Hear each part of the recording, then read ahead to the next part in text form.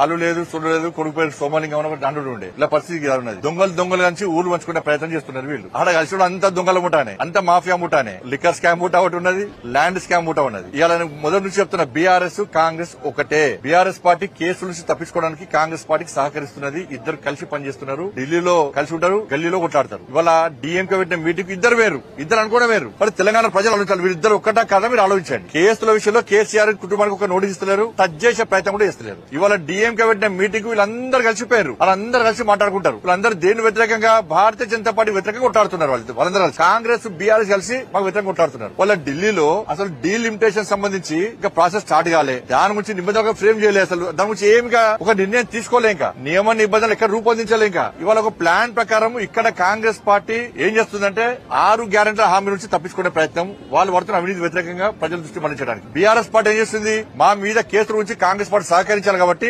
Congress party ఏం చెప్తా చేస్తామని చెప్పి బీఆర్ఎస్ పార్టీ పోయారు.